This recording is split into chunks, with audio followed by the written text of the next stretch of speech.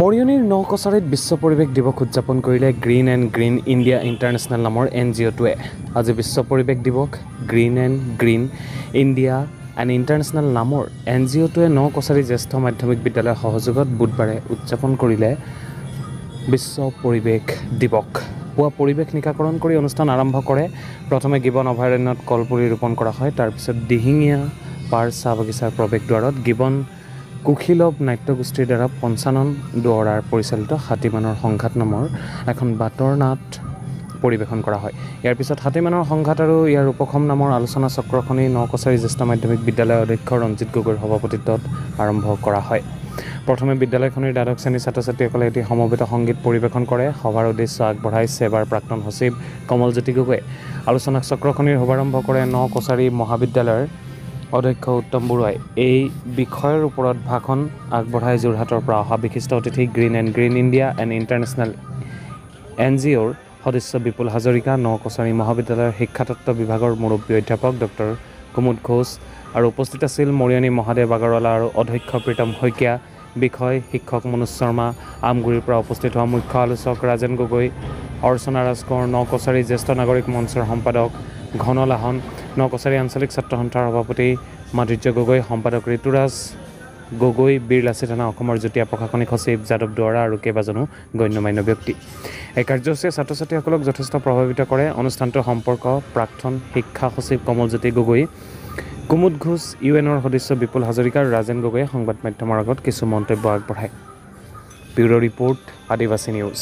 অভয়াৰণ্যক কেন্দ্ৰ কৰি কথাখিনি এনেকুৱা এখন অভয়াৰণ্য তাৰ চৰিত্ৰটো আন অভয়াৰণ্যৰ লগত নিমিলে।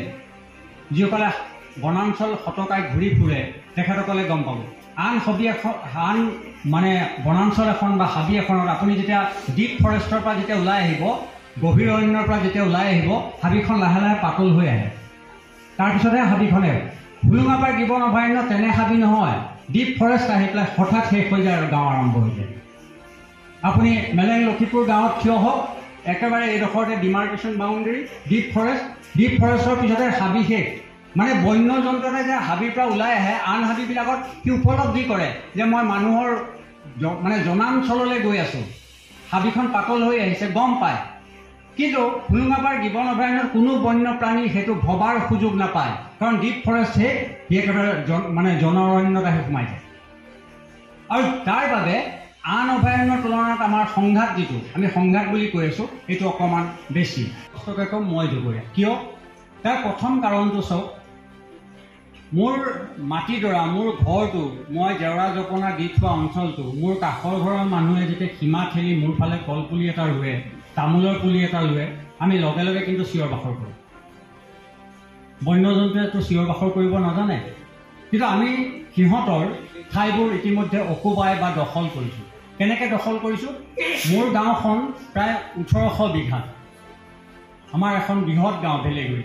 1950 চনৰ পিছত বৰ ভূঁইকঁপৰ পিছত আমাৰ দেউতাহঁত ইয়াত আহি ঠাই ফুৰিবলৈ যাওঁতে সেই সময়টো মই দেখা নাই। মোৰ দেউতা ককা বা কাৰোবাৰ পূৰ্বপুৰুষৰ মুখৰ পৰা শুনিছোঁ প্ৰকাণ্ড গছ, হাবি, আৰু সেইবোৰ ইতিমধ্যে নাইকিয়া হ'ল। গাঁও একেবাৰে খেলপথাৰলৈ ৰূপান্তৰিত হ'ল। পিছত মানুহে কুঁহিয়াৰৰ খেতি কৰি গৱেষকৰ লগত ঘূৰাৰ সুযোগ পাইছিলোঁ। তেওঁলোকে GPS মেপিং কৰিছিল যে যিবোৰ হাতীৰ দণ্ডি, সেই দণ্ডিবিলাক কেনি আছে। মানে হাতী ওলোৱাৰ লগে লগে এটা নিৰ্দিষ্ট দূৰত্ব ৰক্ষা কৰি হাতীৰ পিছে পিছে যোৱা আৰু সিহঁতক মনিটৰিং কৰা বা সিহঁতক চোৱা যে ক'লৈকে যায়। আৰু তেতিয়া দেখিছিলোঁ যে অদ্ভুত ধৰণৰ কিছুমান বাট দেখিছিলোঁ। আমি কেতিয়াও ভবা নাই এইবোৰ যে হাতীৰ দণ্ডি হাতীয়ে ব্যৱহাৰ কৰি আছে।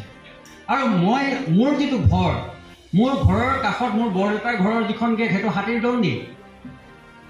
আপোনালোকে শুনি আচৰিত হ'ব, ভেলেগুৰি চামতল হাতীৰ দণ্ডি বুলি ক'লে কোনোবাই বিশ্বাস কৰিবলৈ টান পাব। ভেলেগুৰি চামতল হৈছে হাতীৰ দণ্ডি।